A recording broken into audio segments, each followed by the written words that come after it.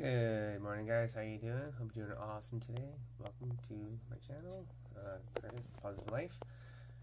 Depends where you're watching. I have Instagram, Facebook, and YouTube.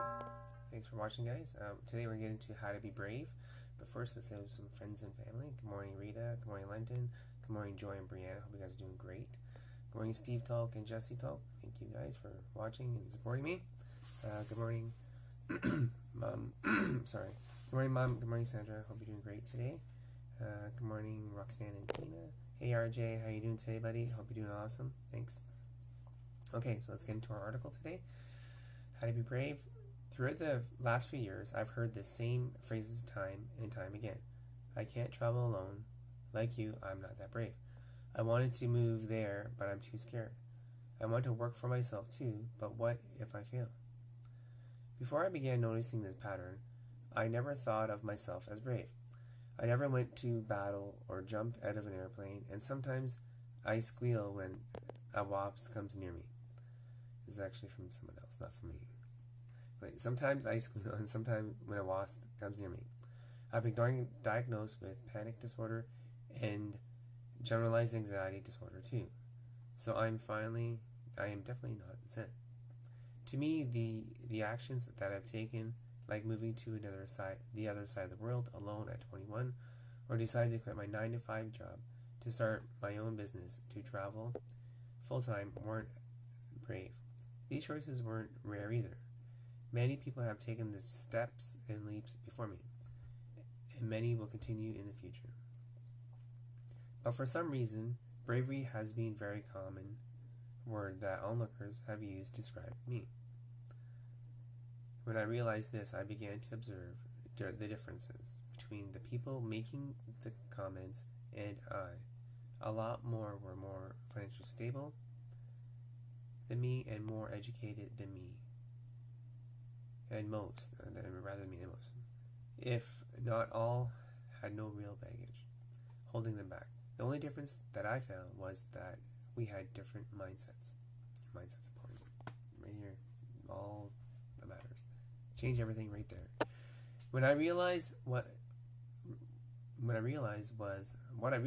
that these people tweaked their mindset that they would consider themselves brave too. Cool. Let's be brave, guys.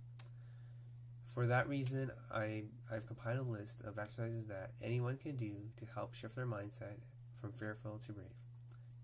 Let's take a look. First one, take a seat as the observer. Okay, listen, this may get a tad complicated if this concept is new for you, so I'm going to explain it the best I can. Think of yourself as having two minds. To understand what I mean by this, in your brain, begin to repeat the word hi. Okay, now that you've done that, begin to notice how you can observe the fact that the word hi is being repeated in your mind. One of your mind is saying hi, and the other one is observing the mind that keeps saying hi. Keep doing the exercise until you can clearly see that there are two minds. Mind number one, the one that's saying hi, is called the ego mind. The other mind is called your true self. The ego mind is where the fear comes in. Fear is beneficial in many cases because it keeps you safe. But now that humans are no longer running from lions or as such, it can be a tad excessive. For me, if there was a wasp on my shirt, then you get the impression that a human-sized wasp will chase me due to my screams. In reality, the worst thing that a wasp can do for me is give me a poke. But because of irrational fear, thanks to my ego mind, I may lose my shit.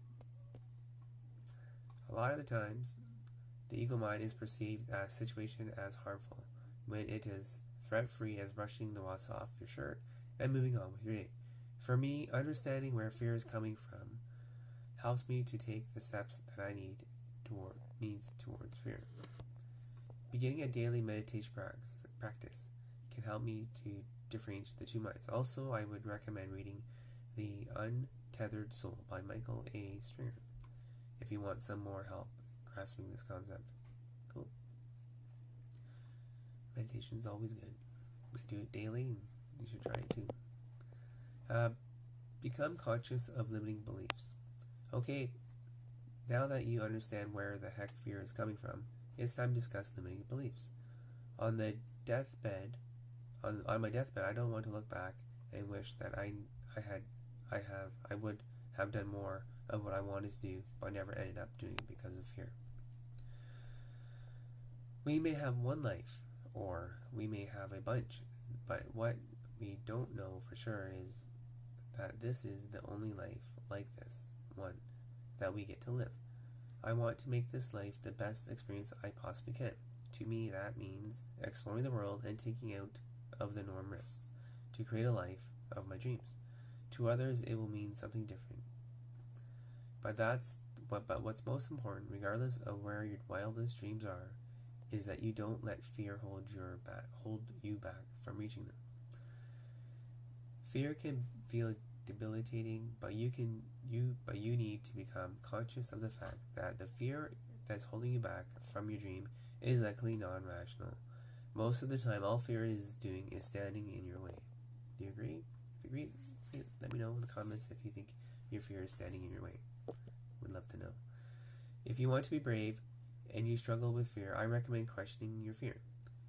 Is my life really going to end if I push through this fear?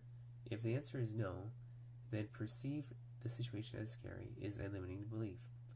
When I become conscious of my limiting beliefs, I do two things.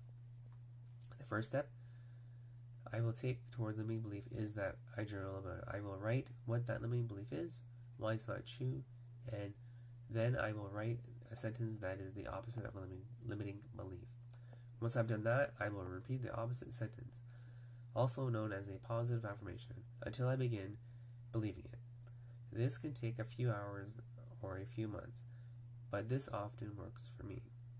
The second step I take is choosing to say, fuck it, and go straight for whatever it is that I want, despite the physical and mental symptoms of fear that often present themselves. Do you agree? Let me know. Thumbs up. Take fear head on.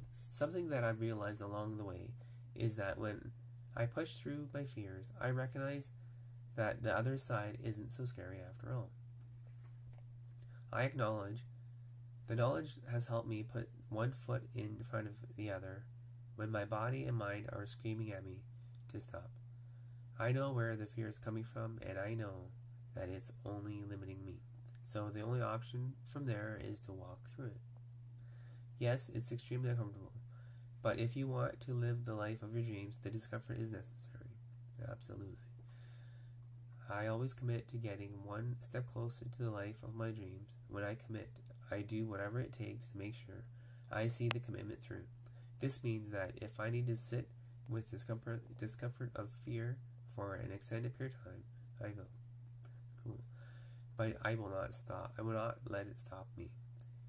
If you're new to shaking off the constraints of fear, I suggest making a priority of active face your fears. No matter how small. Are you scared of public speaking? Invite your friends and family over for dinner, and then stand in front of them, from the table where they're sitting. Stand up and begin speaking for 1 minute about how much you value them. Scared of the dark? Set a timer to make yourself sit in the dark room for 5 minutes. Are you afraid of flying? Get on a plane. If your fear is a mindset, then change your mindset. Are you scared of failure? Realize that the only people who fail are the ones who have given up. Even then, failure is a great teacher, so you're actually gaining valuable lessons. Are you scared of disappointment? Change your expectation or erase them altogether. Are you afraid of rejection? Maybe. Start believing in yourself.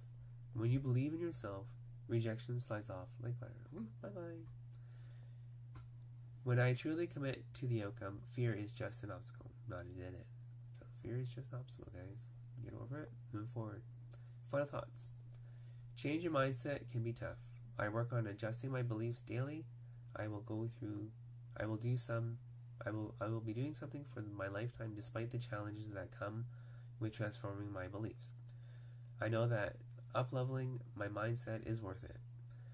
I hope that I have given you some useful tips to follow, because quite frankly, we all deserve to live our fullest lives free of the limitations of fear. Excellent article here, guys. If you like it, let me know. Give me a thumbs up or comment, say you like it. Be awesome. Thanks, guys. Have a